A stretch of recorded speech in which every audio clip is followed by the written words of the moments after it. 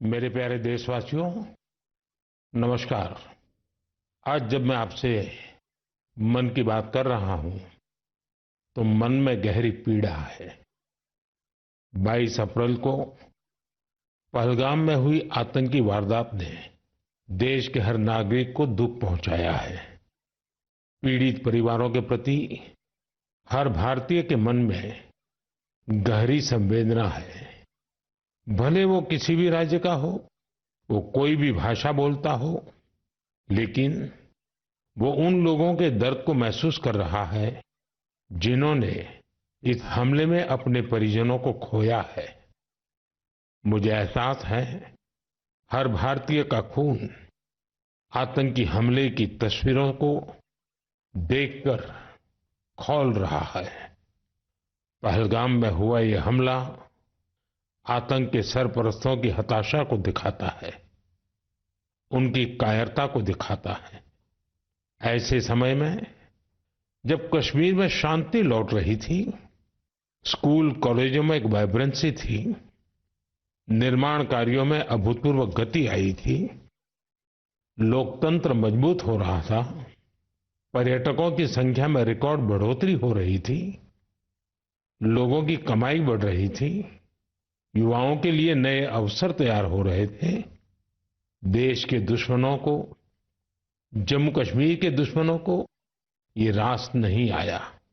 आतंकी और आतंक के आका चाहते हैं कश्मीर फिर से तबाह हो जाए, और इसलिए इतनी बड़ी साजिश को अंजाम दिया।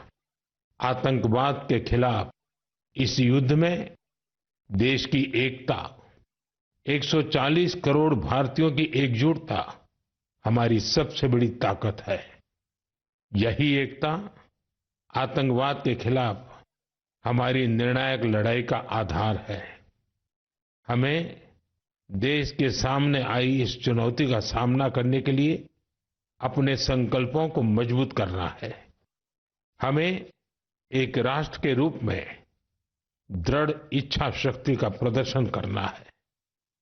आज दुनिया देख रही है, इस आतंकी हमले के बाद पूरा देश एक स्वर में बोल रहा है।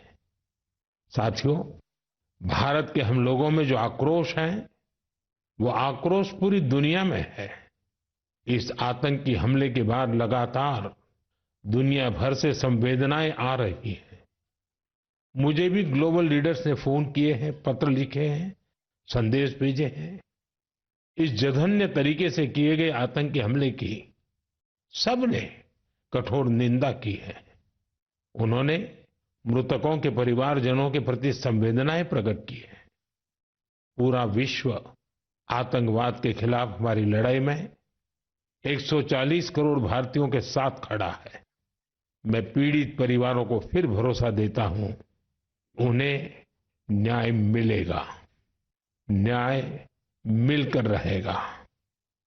इस हमले के दोषियों और साजिश रचने वालों को कठोरतम जवाब दिया जाएगा।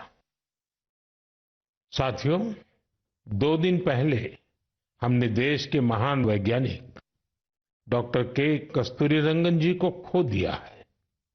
जब भी कस्तूरीरंगन जी से मुलाकात हुई, हम भारत के युवाओं के टैलेंट, आधुनिक शिक्षा, स्पेस साइंस, ऐसे विषयों पर काफी चर्चा करते थे। विज्ञान, शिक्षा और भारत के अंतरिक्ष कार्यक्रम को नई ऊंचाई देने में उनके योगदान को हमेशा याद किया जाएगा। उनके नेतृत्व में इसरो को एक नई पहचान मिली। उनके मार्गदर्शन में जो स्पेस प्रोग्राम आगे बढ़े, उससे भारत के प्रयासों को ग्लोबल मान्यता मिली। आज भारत जिन सैटेलाइट्स का उपयोग करता है, उनमें से कई डॉक्टर कस्तूरीरंगन की देखरेख में ही लॉन्च की गई थी। उनके व्यक्तित्व की एक और बात बहुत खास थी, जिससे युवा पीढ़ी उनसे सीख सकती है। उन्होंने हमेशा इनोवेशन को महत्व दिया। कुछ नया सीखने, जानने और नया करने का विजन बहुत प्रेरित करने वाला है। डॉक्टर के कस्तूरीरंगन जी ने देश की नई राष्ट्रीय शिक्षा नीति तैयार करने में भी बहुत बड़ी भूमिका निभाई थी।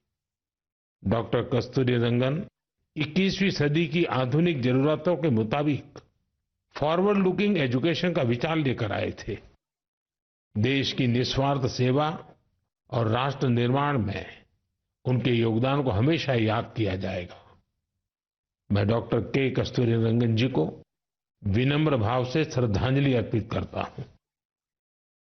मेरे प्यारे देशवासियों, इसी महीने अप्रैल में आर्यभट्ट सैटेलाइट की लॉन्चिंग के 50 वर्ष पूरे हुए हैं।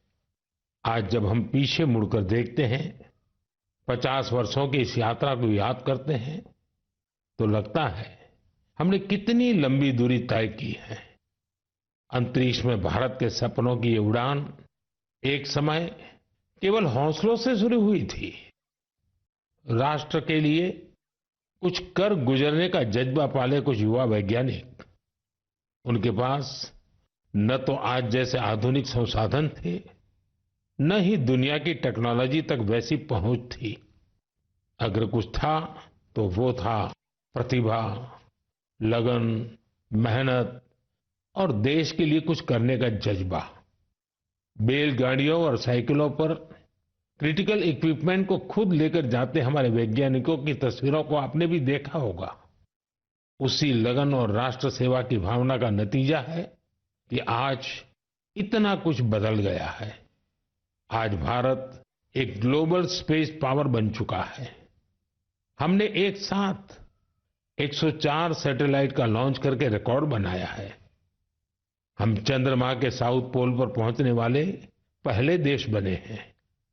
भारत ने मार्स ऑर्बिटर मिशन लॉन्च किया है और हम आदित्य L1 मिशन के जरिए सूरज के काफी करीब तक पहुंचे हैं। आज भारत पूरी दुनिया में सबसे ज्यादा कॉस्ट इफेक्टिव लेकिन सक्सेसफुल स्पेस प्रोग्राम का नेतृत्व कर रहा है। दुनिया के कई देश अपनी सैटेलाइट्स और स्पेस मिशन के लिए इसरो की मदद लेते हैं। साथियों, हम जब इसरो द्वारा किसी सैटेलाइट का लॉन्च देखते हैं तो हम गर्व से भर जाते हैं। ऐसी ही अनुभूति मुझे तब हुई जब मैं 2014 में PSLV C-23 की लॉन्चिंग का साक्षी बना था। 2019 में चंद्रयान-2 की लैंडिंग के दौरान भी मैं बेंगलुरु के इसरो सेंटर में मौजूद था। उस समय चंद्रयान को वो अपेक्षित सफलता नहीं मिली थी। तब वैज्ञानिकों के लिए वो बहुत मुश्किल घड़ी थी, लेकिन मैं अपनी आंखों से वैज्ञानिकों के धैर्य और कुछ कर गुजरने का जज्बा भी देख रहा था। और कुछ साल बाद पूरी दुनिया ने भी देखा कैसे उन्हीं वैज्ञानिकों ने चंद्रयान-3 को सफल करके दिखाया। साथियों, अब भारत ने अपने स्पेस सेक्टर को प्राइवेट सेक्टर के लिए भी ओपन कर दिया है। आज बहुत से युवा स्पेस स्टार्टअप में नए झंडे लहरा रहे हैं। 10 साल पहले इस क्षेत्र में सिर्फ एक कंपनी थी, लेकिन आज देश में 350 से ज्यादा स्पेस स्टार्टअप काम कर रहे हैं। आने वाला समय स्पेस में बहुत सारी नई संभावनाएं लेकर आ रहा है।